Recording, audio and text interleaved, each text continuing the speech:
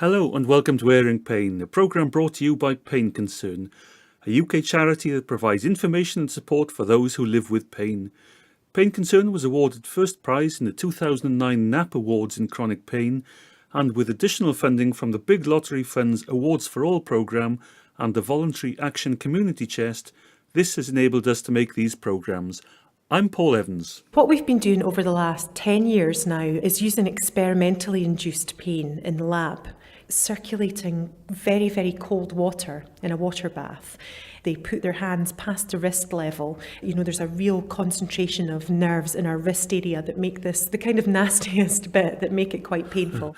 Students volunteering to be in pain. Surely it couldn't get worse. Could it? All participants in the study listened to Billy Connolly. And although that also had an effect on their pain perception, we haven't found anything else that has been so effective as... Effective as what? Keep listening, you'll find out later. I used to be sat indoors. I've been in my wheelchair for 30 years. And I used to sit indoors all day long on my own when my husband was at work. Looking at the four walls. And in the end, it was staying in bed all day. In today's edition of Airing Pain, we're looking at two arts and crafts whose therapeutic qualities may have been recognised by their practitioners for centuries, even millennia, yet which have only come under scientific scrutiny over the last decades. Knitting has been around for nearly 1,000 years. Soldiers in the First World War suffering what was then known as shell shock, now post-traumatic stress disorder, were sometimes given knitting by way of therapy. I spent an afternoon in Bath's Royal United Hospital Pain Clinic, where their Stitchlinks group were meeting. Stitchlinks is an online support network for people who enjoy using crafts therapeutically, and the brains and energy behind it is Betsan Corkhill. Up until 6 years ago, I was a senior physiotherapist specialising in neurological conditions and care of the elderly. I then went to work in the community with lots of different age groups, and the patients I encountered there, a lot of them are very demotivated. They were literally sitting behind four walls, not seeing anybody from day to day. And my role as a community physiotherapist was an assessment role, so there was no time to actually give those patients what they actually needed, because I was expected to leave them a list of exercises to do to get them more mobile. And yet I could tell you with 100% certainty that they wouldn't do the exercises I left them. And I felt that they needed to go back a step further, and we actually needed to get them interested in the world again and give them an outside interest, get them social contact before they would then develop an interest in doing exercise and self-managing their conditions. So actually, I left physiotherapy because I got so frustrated at not being able to do this. And to cut a very long story short, I ended up having a complete change of career and becoming a freelance production editor with a range of magazines. And I ended up working on a craft portfolio. And my task was to read all the letters that came in, and there were literally sackfuls every day for the knitting and cross-stitching magazines. And about 99% of these letters were stories from people who had long-term illness, who were managing these illnesses with knitting and with cross-stitching.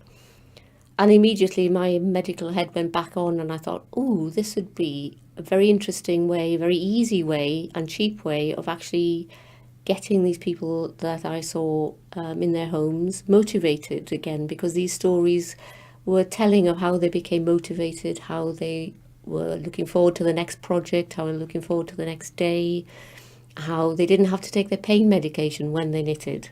And 4 years ago, I approached the pain unit here to ask if they'd be interested in setting up a group to see if it worked.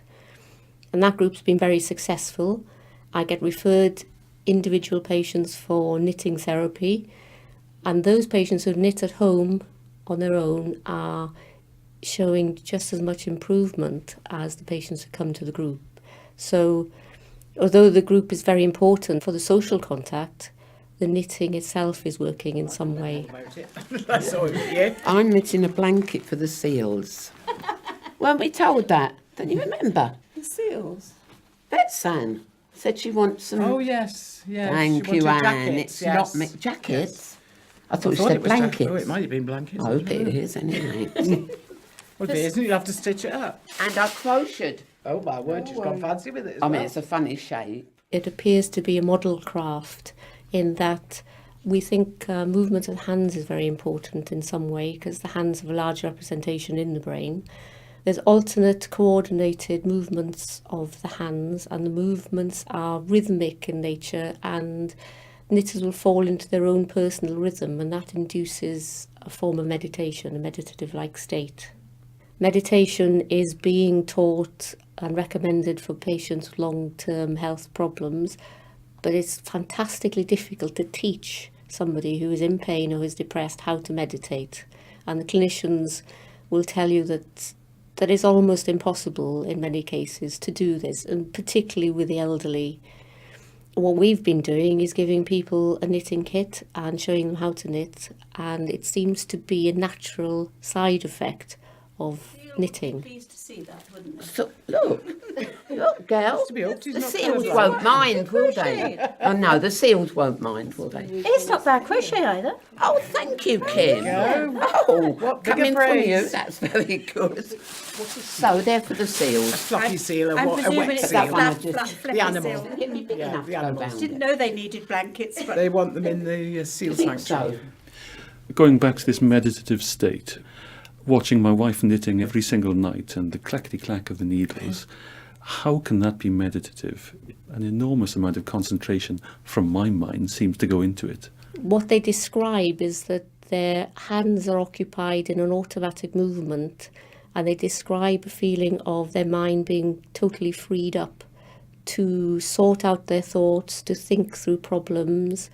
Some people say that they can think through very dark problems that they were unable to think through without knitting. So it's very similar to mindful meditation in that way, in that you can think through problems in that moment without becoming stressed by them.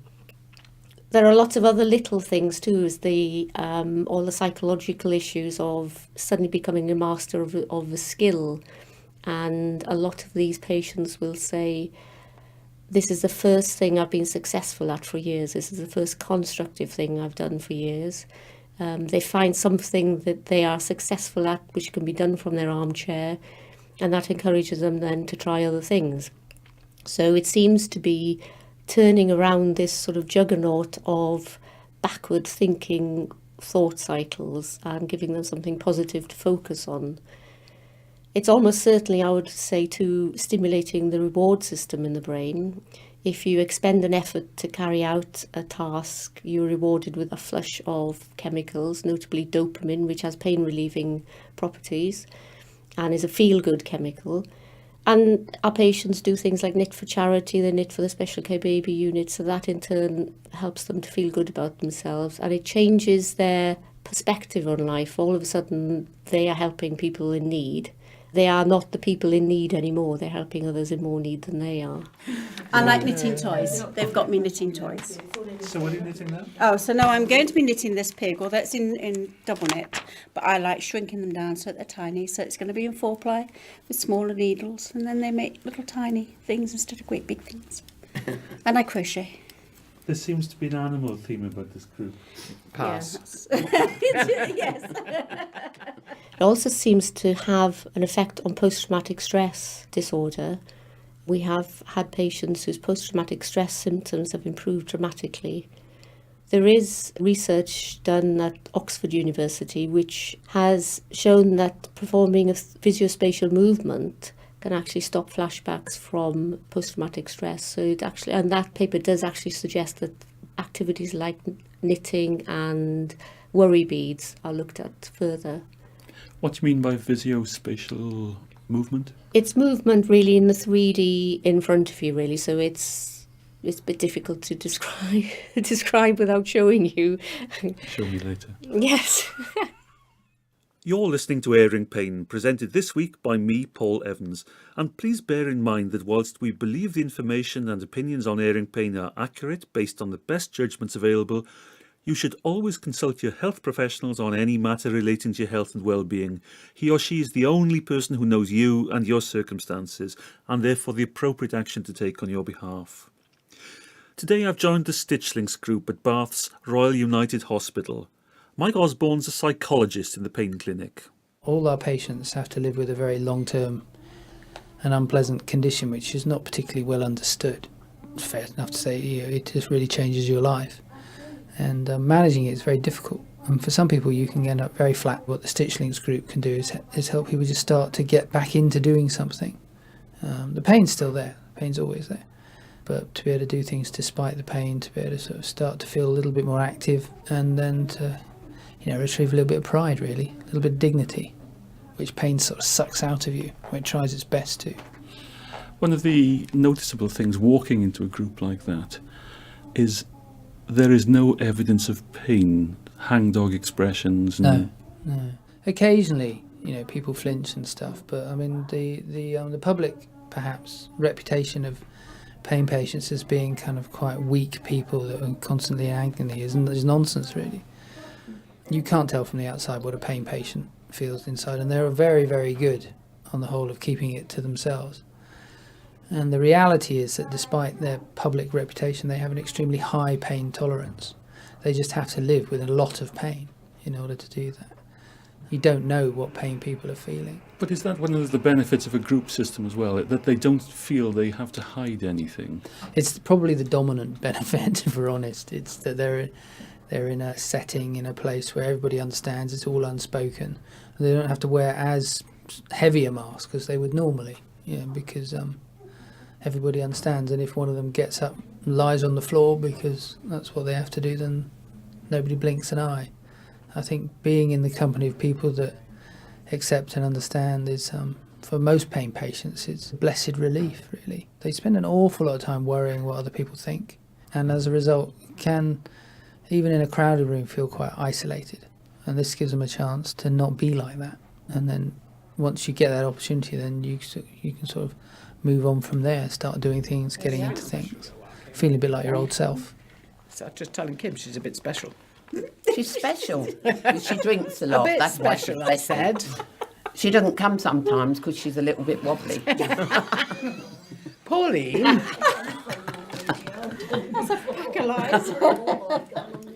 Destroying the woman's good name. She only drinks when she's in Ireland. Knitting is a great leveller, and what's interesting in knitting groups is you have people from all different backgrounds, ethnic backgrounds as well, who sit and have something in common. You can have a person with learning disabilities sitting next to a university professor, and they'll have something in common, something to talk to. And firm friends are made in knitting groups. Last week I was asked to run a group in Birmingham of Somali women as part of a pain management programme. And the difficulty with these ethnic minority women who come into the country is that they don't have contact with the outside world. They're very isolated. They don't speak the language. So the hope was that actually getting them involved in a knitting group might encourage them to socialise and communicate with the healthcare professionals. You're going to teach me how to get into this meditative state now. I haven't done this in 47 years, when my grandmother taught me. Well, you might very well remember. So let's have a go. What I've done is I've cast on for you. Okay, because the aim of this is to get into the flow of the movements. Okay, so don't worry about any mistakes you make or anything like that. So I'll show you first. Cast on is where you put the first row of stitches. That's right, you can learn how to do that when you've got into the flow of the movements. Right, so you put your needle into the first stitch, front to back. Yep. Okay. You just get a tension. It doesn't matter how you hold this yarn, okay? You just get a little bit of tension with the yarn. You wind it round the needle, pull the stitch through, and the old stitch off, okay?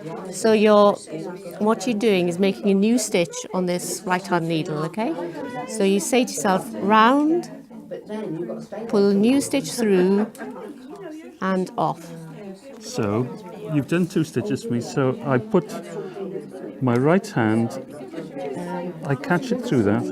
Front to back, okay? Front to back like that. This is the cardigan way of knitting then. Round. Round, Yeah. Pull that stitch through, and catch it underneath, isn't catch it? it in, and off. And off. Okay, that's it, first stitch. And already I'm smiling. A smile is worth 1,000 pills, and I don't want to bore you whilst I get to grips with my second stitch. So in the meantime, we're going to leave Stitchlinks to look at how another of my great passions could be having a greater benefit than even I imagined. Now, I've been a music lover all my life, and I've always been drawn to music that reflects and reinforces whatever mood I'm in. Now, that's not unusual. Nearly all of us interact with music in one way or the other, whether we realise it or not. Dr. Laura Mitchell of Glasgow Caledonian University is an experimental psychologist whose background is in music psychology. In broad terms, that's looking at the way we engage with music, what it does to us physically, and how it makes us feel. But does music have a value in the field of pain management? People are engaging with all types of music far more than they ever were before. Obviously, because our technology has moved on so much in quite a short space of time. They have very specific types that they like themselves, and they have, a great relationship with their own favourite music. So one of my colleagues at Strathclyde University calls this the darling they're playing our tune effect, that, the music that you had at your wedding or at your, at your 18th birthday or any significant event in your life continues to have, a huge emotional connection with you, that when you listen to it, you might be brought back right to that moment again and remember how you felt and feel the same way. So what we've been doing over the last 10 years now is using experimentally induced pain in the lab to begin looking at this using something called the cold presser. And that is circulating very, very cold water in a water bath. And what I ask people to do is they put their hands past the wrist level, because there's a real concentration of nerves in our wrist area that make this the kind of nastiest bit, that make it quite painful. Most people can only put up with it for really about a minute.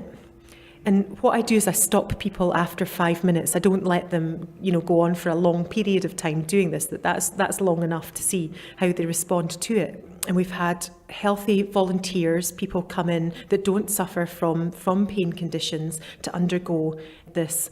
And we've had them bring in, their own favourite music to the lab. And we've compared that to different types of music and to other types of stimuli to see what's effective.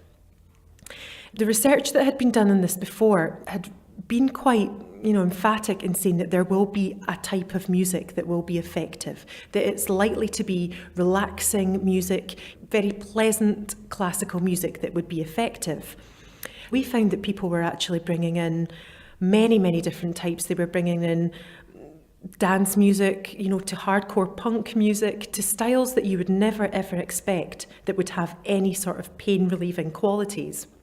However, when we put them through the pain tolerance testing, what we found really by and large is that it's the music that you love, that you have a connection with, that is most effective for you, that helps you to put up with pain and may even reduce, how much intensity of the pain that you feel. This was a surprise even to me, that these types of music that other people might well feel, oh, that's awful, how could you, that's painful music, how could you even listen to that? That if somebody has a connection with it and it's what they love, that it will be effective for them. Now, the studies that have been done have suggested that music's distracting. It distracts your attention from the pain that you feel. But we've compared it to, a number of other stimuli that the other studies have found distracting, such as, people doing mathematical tasks, sort of something that's mentally challenging. We've had them listening to humour, so listening to audio taped stand-up comedy. This was done in Scotland, so all participants in the study listened to Billy Connolly. And although that also had an effect on their pain perception, we haven't found anything else that has been so effective as the music. So it highlights to health professionals and to clinicians that this may be, a very useful thing, that people can involve themselves in their everyday, health care and their everyday approach to dealing with their pain. And also that, I hope that it'll be brought into hospitals for use in painful procedures, such as people getting their burns dressing changes, or people having intravenous injection or anything like that, that's painful to go through. So the great thing about this, and about music is that it can hopefully be involved across different spheres of pain care. That's Dr. Laura Mitchell of Glasgow Caledonian University. And for me at least, listening to music could be the perfect companion to my newfound skill. And off. So just use those words in your own mind, okay? Front to back. Front to back, in, round, through, and off. There's a great scarf coming here. There is. I've cast on just enough for you to make a scarf. As you've guessed, we're back at Stitchlinks at Bath's Royal United Hospital, where I'm Betsan Corkhill's latest pupil. I don't like little wool. I'm one for chunky wool. Because I can't hold the needles. I make up my own patterns. That's because I can't read a normal one. I can't fathom them out. Did you knit before coming to this group? No. So tell me what this knitting group means to you. Getting out of the house. I used to be sat indoors. I've been in my wheelchair for 30 years. And I used to sit indoors all day long on my own when my husband was at work. Looking at the four walls. And in the end, it was staying in bed all day, which my doctor didn't like. And I started coming here to the pain clinic and enjoyed doing my knitting there and coming to see me ladies every week. This good lady, Sarah, taught me how to cast on, because I couldn't cast on, I was hopeless. I do it different to everybody else, it takes me a lot longer. But I'm getting there, I'm really getting there. Going backwards again. Dear. I've been purling instead of planing, haven't I? That's all right. In through the front. Front to back. Front to back. You must remember, front to back. I'm a little bit obsessive. Is this going to do me harm? Very definitely not, because it's a good obsession to have. It puts you into that relaxed meditative state, and what we try and tell patients is if they can do a little bit every day, it gives their mind a bit of a rest, a bit of a break every day. So it lowers the stress levels every day, and you need to do that on a daily basis. You're going backwards again. Oh, pearls, That's it. front to back. Yes. So, do the ladies here get referred by the pain clinic, or? Yes, they get referred mainly by the nurse practitioner, but the consultants have started referring now too, because although we started the group nearly 4 years ago now, the doctors can see how successful it's been, that they are now referring, and they're also referring patients for individual knitting treatment, and the patients that come for individual treatment may have really complex problems. With that, it may be psychiatric problems as well, or they may not be comfortable in a group situation as yet, and then we can set their goal as coming to the group for the first time, for example. It's a lovely colour. Is it? Well, it's not pink. It's called. No, it's more of a salmon-y colour. Yeah. No, we have a pink thing here. Kim over there, she doesn't like pink, or her husband don't. She can't have pink. She can't have pink.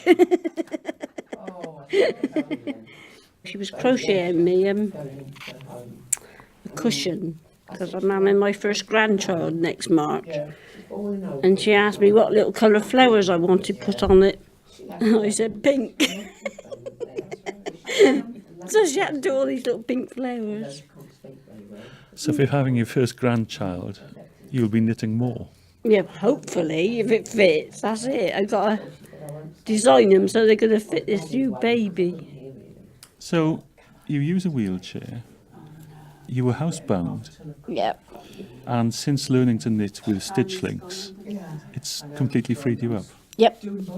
Seeing the weather, I thought I was going to be the only one here, but nope, we're all here. Enjoy yourselves.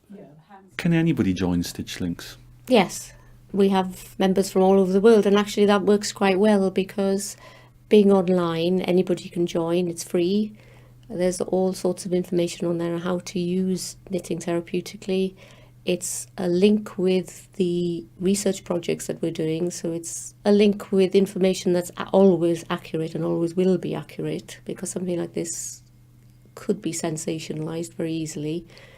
But we also have a forum. For example, we have one member who is isolated on a farm in South Africa with fibromyalgia and housebound. there isn't any hope that she will receive pain management information. But others who have been on pain management courses in the UK, in America and Australia, are able to help her. So it works very well in that way. And it's a trusted place where people can go, and that's how people use it.